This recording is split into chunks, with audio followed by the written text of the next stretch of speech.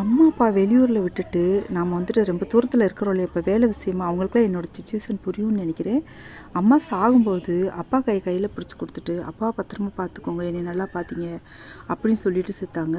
அதனால் பாருங்கள், முடிஞ்ச வரைக்கும் வந்து அப்பாவை நல்லா பார்த்துக்கணுன்னு தான் எல்லாருமே நினைப்போம். என்னோடய அண்ணன்களும் சரி, தம்பிகளும் சரி, நானும் சரி, அப்பா வந்து பத்திரமா பார்த்துக்கணும்னு நினைப்போம். இப்போ என்னோடய பிரதர் வீட்டில் தான் வந்து அப்பா இருக்காங்க. அவங்க அவ்வளோ ஒரு கண்ணும் கருத்துமாக பார்த்துக்கிறாங்க. திடீர்னு ஒரு நாள் அப்பா மயக்கம் போட்டு விழுந்தப்போ எனக்கு ஃபோன் வந்துச்சுங்க. இடையில நான் அப்பா பார்க்க வரேன்னு சொல்லுவேன் இல்லையா, தனியாக பயணம் பண்ணுறேன்னு சொல்கிறேன் இல்லையா, அது வந்துட்டு ட்ரெயினில் இது மாதிரி அப்பாவை பார்க்குறதுக்காக தான் அப்படி வர்றது.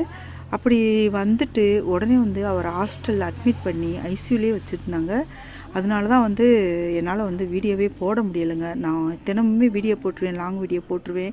உங்களுக்கே தெரியும், எனக்கு வந்துட்டு ரொம்ப ரொம்ப கஷ்டம் தரக்கூடிய விஷயம் வீடியோ போடாமல் இருக்கிறது. நம்மளால் முடிஞ்ச வரைக்கும் பயனுள்ள வீடியோக்கள் எல்லாமே உங்களுக்கு கொடுத்துடணும்னு நினைப்பேன். ஆனால் சிச்சுவேஷன் இவ்வளோ மோசமாக போச்சு. அதனால தாங்க என்னால் வீடியோ வந்து தொடர்ந்து போட முடியலை. எல்லோரும் என்னை மன்னிச்சுக்கோங்க. நான் கட்டாயம் வந்து திரும்பி வந்து வீடியோ போடுவேன்.